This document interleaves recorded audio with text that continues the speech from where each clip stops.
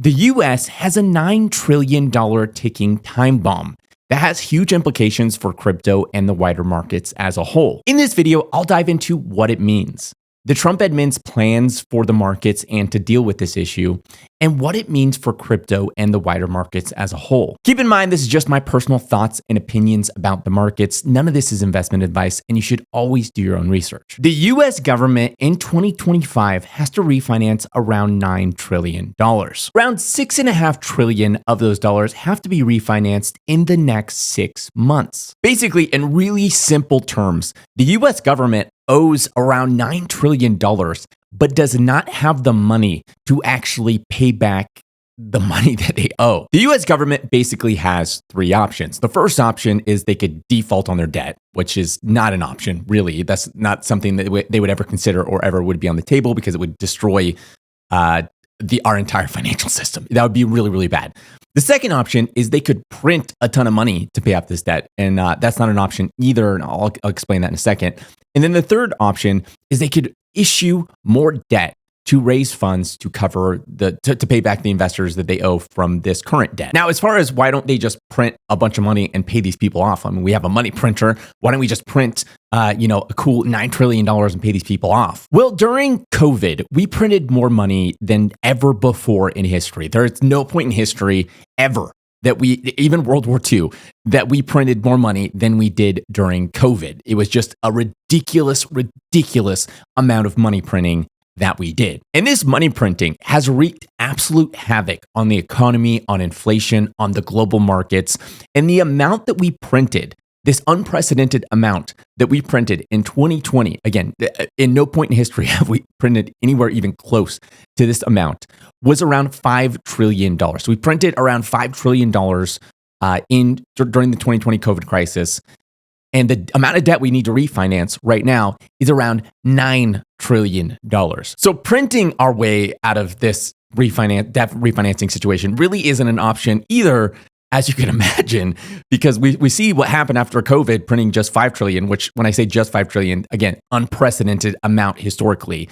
To double that amount and print it would just be absolutely unhinged, ridiculous on a whole nother level. So really, our only option is to issue more debt. That is the only card we have to play. We can issue more debt. That is how we can refinance this $9 trillion of debt. And that's tricky for a number of reasons. But one of the biggest issues is that we're having to refinance this debt at current rate levels. That would increase our interest payments, our annual interest payments in the US to around $1.3 trillion. $1.3 trillion of money that we're spending, the US government is spending, us as a country is spending on just paying our interest, okay? $1.3 trillion. To give you an idea or some perspective of how insane that is, the amount that we spend annually, like our budget for defense, is around $900 billion.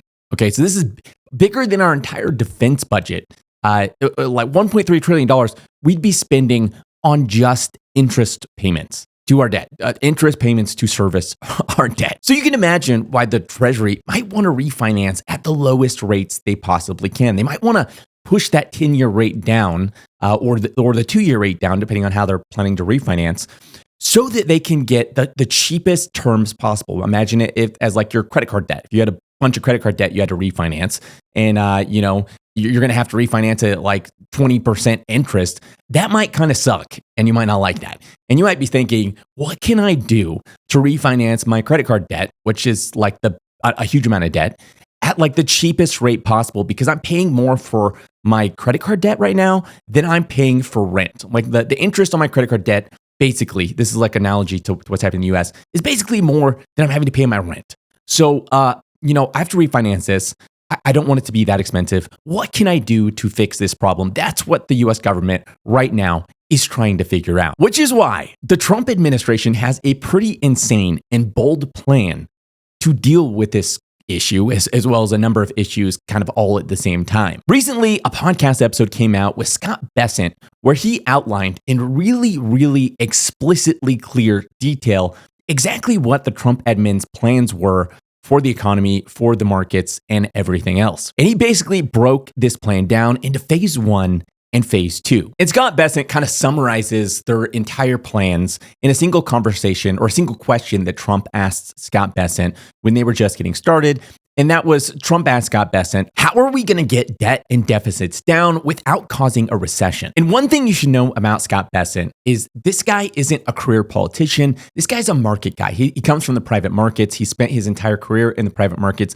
He's made a ridiculous amount of money investing because he really knows his stuff. And Scott Bessent is basically like the architect behind these plans. And again, I always get these people in the comments that are always thinking like, oh, you're trying to get really political on us. You're trying to, talk about Trump or this or that. Now, I'm not trying to do that. I'm trying to actually just have an honest assessment of who's guiding the ship so I can figure out where the ship's going. And right now, Scott Bessent is the captain of the ship. And again, this guy really knows what he's doing. And he's basically broken down his plan to achieve this goal of reducing debt and deficits without causing recession into two different phases. And these are really, really critical because they map out exactly where the Trump administration is taking this ship. And I'm going to get to all of that and more in just a second, but really quick. The Obsidian Council is my private research community where I share monthly research, my entire portfolio, buy and sell alerts whenever I buy into a project, and more. We've had projects go up 1,100%, 1,200%. 1,500%, and some much more. I spend a lot of money to access a variety of newsletters, private groups, and more so I can get the best alpha in the market. And I share that alpha with the members of the Obsidian Council. Currently, the Obsidian Council is sold out and closed to new members. But if you want to join next time it opens up, make sure to join the waitlist in the description of this video. Okay, so phase one of the Trump administration's plan to deal with this $9 trillion worth of debt that needs to be refinanced to reduce the debt, reduce the deficits, is a liquidity retraction event. Basically, one of the things that has kept the economy alive, that has propped up the economy, has been government spending and government hiring. The government has been artificially keeping the economy going through an insane amount of government spending and government hiring and government waste. And obviously, one of the biggest mandates of the Trump administration has been to reduce government waste, to reduce government spending, and to kind of like clean shop when it comes to the government. So that's the first phase of their plan, is to reduce government hiring and reduce government spending. And this affects the markets in a couple different ways. First off, again, it's a liquidity retraction event. When the government is spending money into the economy, that's liquidity going to the economy. When the government is hiring people, that's liquidity going into the economy. When you pull those things back, it's going to be a huge shock to the economy and the markets because you're stopping this flow of liquidity that was previously flowing into the markets. And obviously, this reduces government debt because if you have less government spending and hiring, you're reducing the deficit. And this should lead to a lower 10-year and help deal with their $9 trillion refinancing problem. Phase two of the plan that Scott Bessent explicitly laid out in this recent podcast is a liquidity generation event. They clearly recognize that the fact that they're reducing government spending and hiring is going to be a shock to the economy, and they don't want the economy to crash. They don't want a recession, right? Remember, I started the question with, how do we reduce the debt and the deficit without causing recession? They don't want a recession. And that's where phase two comes in, which is a liquidity generation event. Basically, the plan he laid out is that they're going to deregulate the financial markets so that the private sector, the real economy, can re-leverage back up and reintroduce that liquidity and that hiring back into the economy, but via the private markets instead of via the government. Basically, their plan to balance this equation is on one side, they're delevering the economy via less government spending and less government hiring. And on the other hand, they're relevering the economy via private market hiring and private market liquidity. Or maybe said even more simply, they're moving growth from the government to the private markets. Okay, so bringing it all back together, two-part plan. Part one, delever the economy via delevering government spending and hiring. Part two, relever the economy via private market spending and hiring. They also kind of have tied in here a bunch of inflation reduction policies, or like pro-energy policies that kind of weave in and out both of these sides of the equation. The inflation reduction piece of the equation has to do with inspiring more confidence, right? Because inflation is kind of a huge confidence piece. When it comes to the markets, people keep getting afraid that it's going to kind of rear its ugly head back up. And so it's causing a lot of problems in the wider economy. So they want to make it clear, hey, we're going to reduce inflation via these really strong energy policies. As you may recall from past videos, energy is like a core component of inflation. And so if you can reduce energy, because obviously, running a business, shipping things, all that kind of stuff requires energy. If you reduce the price of energy, you massively reduce the rate of inflation. So they want to inspire confidence that, hey, we got inflation squashed because of these really pro-energy policies. At the same time, they want to provide cheap and abundant energy to the private markets for innovation, business growth, etc. So it's kind of like a two-part thing. We're reducing inflation via cheap energy, and we're also allowing a ton of pro-growth via the private markets by giving them abundant, cheap energy. To kind of throw another component in there, there's also a piece that has to do with the Fed, right? If you can get inflation squashed, the Fed can cut rates. For one, that kind of pumps up the whole economy. That's really, really good for everything. For two, that deals a little bit with their debt problem, right? So we have to refinance all this debt. Lowering interest rates helps with the 10-year rate, but it also really helps with the short-term interest rates, right? So like if maybe they're doing some of this debt is like longer-term 10-year debt that they're refinancing or reissuing.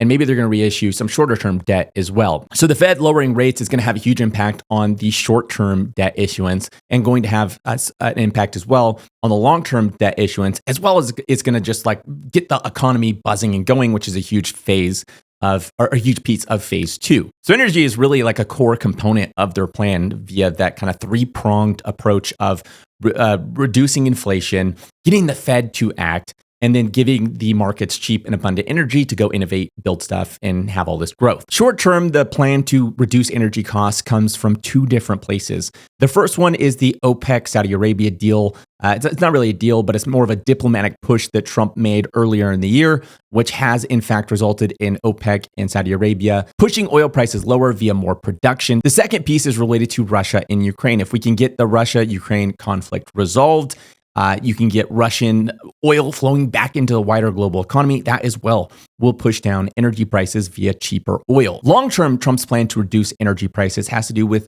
domestic oil production. So getting the U.S. to be producing more and more domestic oil. He feels like we have a lot of untapped oil reserves that we should be taking advantage of. The way he wants to make that happen is through deregulation. So reducing the amount of regulations around that, making it cheaper for domestic companies to actually drill oil. Therefore, they will drill more oil. Therefore, they'll produce more oil. Therefore, you'll have cheaper energy and oil prices domestically and globally. The second piece of the long-term picture is via more nuclear build-out within the U.S. Right now, China is just running circles around the U.S. when it comes to energy production via cheap, abundant nuclear energy. Like it's not even funny how far ahead the Chinese are today compared to the U.S. And so the Trump administration wants to fix this. Obviously, if we want to reshore manufacturing, we have all this AI development, robotics is taking off. We want to be able to develop this stuff in the U.S. We're going to need a lot of cheap, abundant energy to do that. And that's going to provide more growth, less inflation, all of that. So their longer term plans are more drilling in the US and more nuclear build out. Now, it's my belief that the Trump administration is going to move faster, not slower, when it comes to a lot of these different things, with the exception being the nuclear build out and the onshore drilling. And one of their biggest pieces to play is this thing called the supplementary leverage ratio, or the SLR. I've talked about this in past videos, but basically after the 2008 financial crisis, obviously we introduced a ton of new regulation around banks to make sure we didn't have another 2008-like financial crisis. And one of those things was the SLR, which kind of restricted the way and the amount of bonds that different banks could buy and hold on their balance sheet. And it made it kind of really strict the requirements around those things. And they want to loosen those back up. This is kind of like across the board. We've heard Jerome Powell talk about it. We've heard Scott Bessent talk about it. The SLR is a really key piece to reducing the 10-year rate by allowing banks to be buyers of our debt. Basically, the way that the rates work when it comes to the 10-year is, imagine the more people that you have wanting to buy the US debt, the more demand, the lower rates go. The less demand that you have for the 10-year, the higher rates go. So they go higher to attract more people. So it's like there's less demand, rates are way higher, they want to attract more people. But if a ton of people are already buying them, then the rates go down lower because there's not really a need to attract more people because we already have a ton of demand. So adjusting the SLR so banks can hold more US debt would increase the demand for US debt and therefore push down the 10-year yield, which would have a whole range of different effects in the economy. For one thing, when you go to buy a house right now, the rates are really high. The reason those rates are really high has to do with the 10-year rate, because the 10-year rate's so high, the rates when you go to get a home loan are so high. So if you were to reduce the 10-year rate, you're going to reduce the cost to buy a new home. And if more people are buying new homes, that like has a huge impact on the economy because real estate agents are getting paid. People are buying stuff at Home Depot. You have like this whole economy that kind of spurs to life. That piles more growth into the economy. So it's my belief they're going to push these changes to the supplementary leverage ratio sooner rather than later. Weirdly and very unexpectedly, one of the biggest buyers of US debt is stablecoins. Like crypto stablecoins have become one of the biggest buyers of US debt. Like stablecoins own more debt, US debt, than like most countries at this point. I think we're in the top 10. Like stablecoins are in the top 10 holders of US debt. So you can also expect with this them to push through aggressively stablecoin regulation that's pro stablecoin so that more stablecoins are issued and more US debt is bought. Now, as we talked about earlier, the Fed can do a lot to help or hurt these efforts by the Treasury and the US government to reissue this debt and kind of do this phase 1, phase 2 part of their plan. And so far, the Fed has not been very helpful. Trump would rather prefer that the Fed be cutting rates down to zero as quick as possible. Then we could refinance our debt at much cheaper rates. And it would stimulate the economy so that the phase 2 piece of their plan would smooth over a lot better. And I think the Fed also would prefer that in some ways as well. I think they see what they're doing. That's not really the problem when it comes to the Fed. The problem is inflation. They're really worried about inflation reaccelerating, especially with tariffs, which are kind of like a wild card piece of this component that don't really fit with their phase 1, phase 2 plan. That kind of sits outside of it. This is like a long, deeply held belief by Trump. He deeply believes that it's unfair the amount of tariffs that we have to pay, but the rest of the world doesn't have to pay. And he wants to kind of like equalize that and say, hey, we need it to be fair. We don't want these other countries charging us 80% on to sell it to them, but we charge them zero like that, or we charge them 2% or 3%. Like that doesn't make any sense. It's got to be at least equal. But of course, this has introduced a ton of like chaos and uncertainty into the markets where people just don't know what net effect this is going to have specifically on inflation. I think is the biggest component people are worried about, and maybe trade wars and different things like that. That really worries people when it comes to the wider economy. And it specifically also worries the Fed when it comes to inflation, even though they kind of say it doesn't worry them. One of the biggest reasons, it's my belief, that they are currently not lowering rates and they currently have this kind of like wait and see policy is because of tariff expectations, specifically relating to inflation. But if we get this cheap, abundant energy, oil prices are dropping, and inflation's coming in lower and lower, that frees up the Fed to cut rates more aggressively throughout the year, which again has been my expectation. It's now again non-consensus. It was a couple weeks ago, people were like now pricing in 3 cuts. It's now back to 2 because the latest Fed meeting, and for a while there was at 1. I'm saying 3, or I'm saying 4 or more. But really the key ingredient here is inflation. Inflation. That's the key ingredient. And as we've been talking about, the entire crypto market, all markets right now, macro is in the driver's seat. Macro is what's driving the markets, and this is the thing we need to get cleared up. So where does all of this leave us? Right now, I would say probably the biggest market killers is 1, the liquidity retraction that we're seeing from the government, but 2, the uncertainty of it all. This is like kind of uncharted territory as far as the market's concerned. Nobody really knows what's going to happen, and there's a lot of fear mongering when it comes to tariffs and all these different things.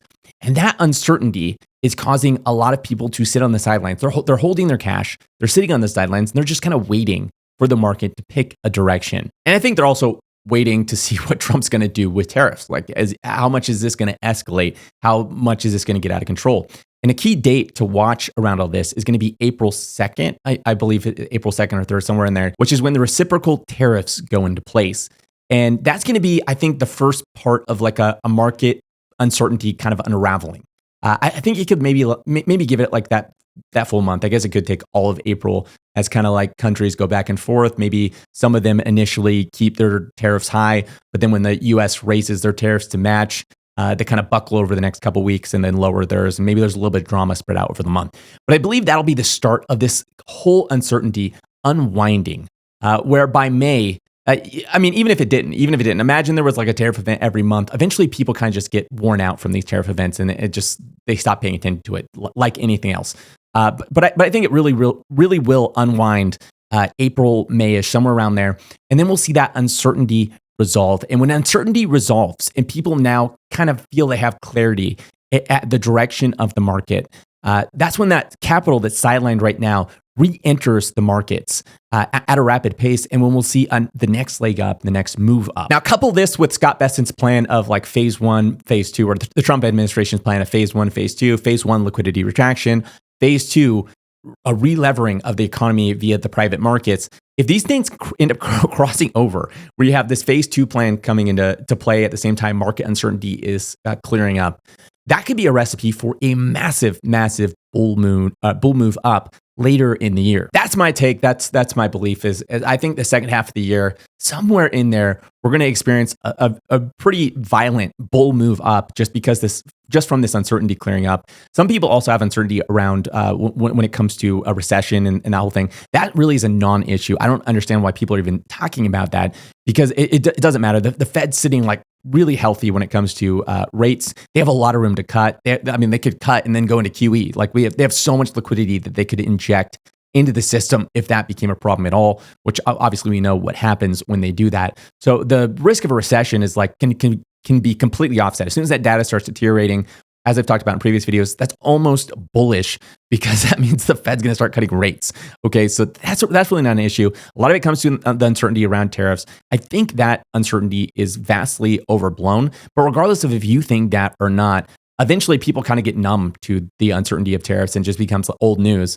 And also, we're kind of reaching ahead with this whole drama piece in April, which we should have some resolution there. So I think when that happens, uncertainty kind of clears up. We have the market re-inject that capital back into the markets. At the same time, possibly we could have this whole phase 2 plan from Scott Bessent and all them, entering because of this $9 trillion worth of debt we have to refinance. On top of, in general, their plans to reduce the deficit, reduce the debt without causing a recession. All of these things have the makings to possibly create this perfect storm of sorts that could really cause us to rally hard into the second half of the year. So for me, my personal take is actually there's more risk of not having exposure to the markets than there is risk of having exposure to the markets. And you can disagree with that. Obviously you vote with your capital where you're invested or whatever, and that's fine. I'm voting with my capital, my investments. I'm still fully exposed to the markets.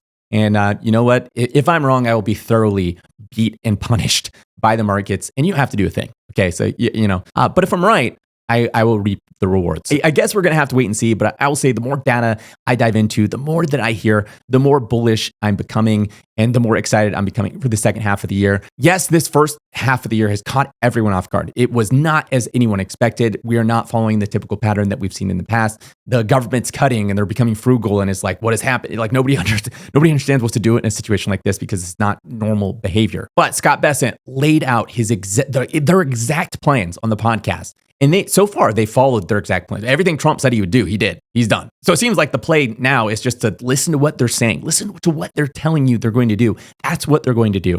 And if that's true, when we enter phase 2, that's going to be exceptionally bullish. And if you couple that with a decoupling or a reduction of uncertainty to some sort of resolution in the markets, you have a recipe for an absolutely insane bull run.